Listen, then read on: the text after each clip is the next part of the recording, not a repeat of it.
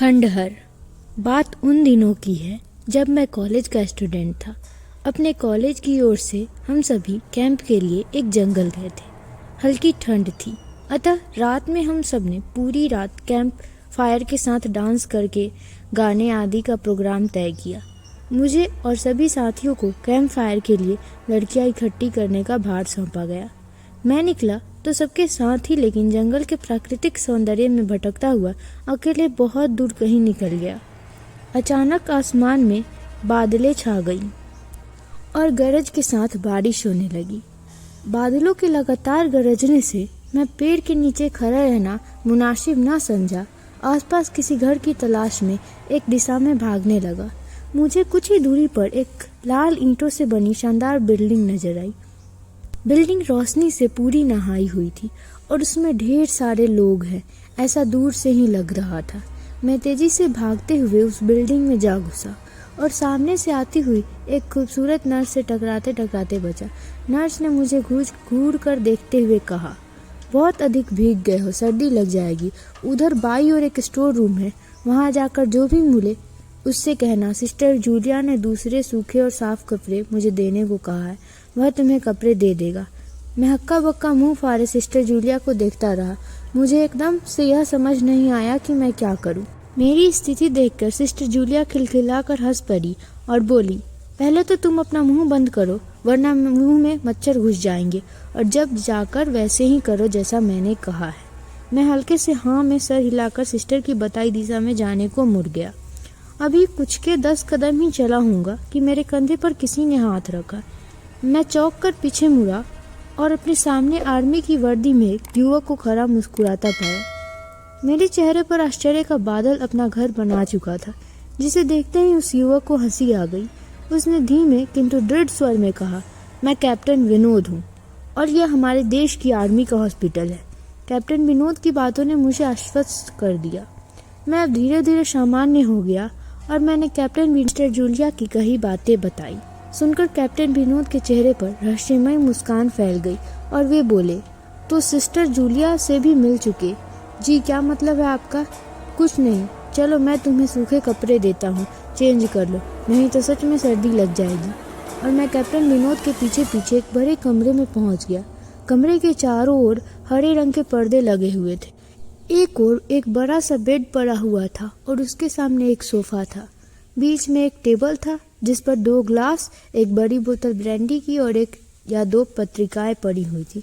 कमरे के एक कोने में एक बड़ी सी अलमारी थी जिसमें से कैप्टन विनोद ने एक आसमानी रंग का कुर्ता पैजामा निकालकर मुझे दिया और कमरे से लगे बाथरूम की ओर इशारा किया। मैं बाथरूम से कपड़े चेंज करके जैसे ही निकलने लगा, मेरी नज़र बाथरूम की एक दीवार पर पड़ी। वह खून के छींटों से भरी हुई थी। यह देखकर मैं घबरा गया और जल्दी से बाहर निकलने को मुड़ा कि बाथरूम में लगे आईने खुद को ही देखकर चौंक गया। आईने में मेरा पूरा शरीर तो नजर आ रहा था, लेकिन मेरे शरीर पर से मेरा सर गायब था। अब मुझे डर लगने लगा। मैं हड़बड़ाकर बाथरूम से निकल गया।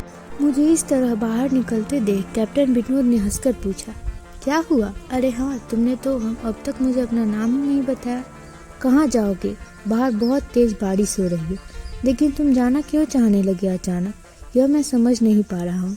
कैप्टन विनोद, आपकी बाथरूम की एक दीवार पूरी खून के छींटों से भरी हुई है और आपके बाथरूम में लगा आईना भी कुछ अजीब सा। उसमें मुझे मेरा पूरा शरीर तो दिखाई दिया, लेकिन मेरा सर ही गायब था। मैं अब बिल्कुल भी यहाँ नहीं रुकूंगा। बारिश में भीगता हुआ ही अपने कैंप तक जाऊंगा। कहते हुए मैं कमरे से बाहर जाने वाले दरवाजे की ओर बढ़ा। रुको! तभी कैप्टन विनोद की कड़कती आवाज गूंजी, तो तुमने सब कुछ देख ही लिया? जी, क्या मतलब है आपका? मेरी आवाज में डर भर गया था। मतलब चाहे जो हो, तुम तब तक यहाँ से नहीं जा सकते जब तक मैं तुम्हें कुछ बता न दूं। क्या बताना चाहते हैं आप, जो आज तक कोई न जान सका? जो आज तक कोई जान न सका, वह मैं जानकर क्या करूँगा? प्लीज आप मुझे जाने दो। मैं डर से रुआंसा हो गया।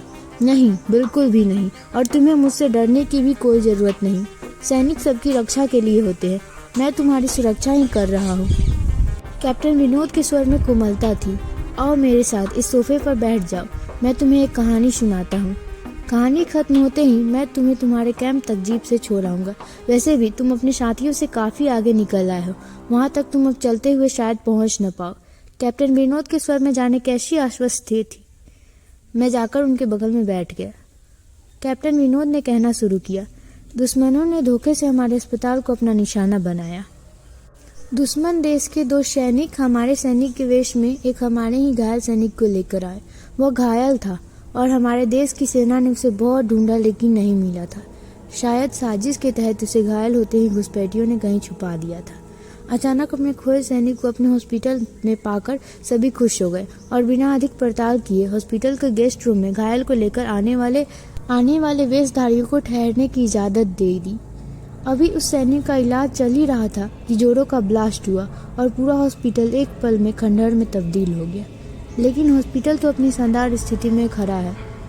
मेरी बातों को अनसुना कर कैप्टन विनोद ने अपनी बातें जारी रखी। कोई नहीं बचा उस ब्लास्ट में।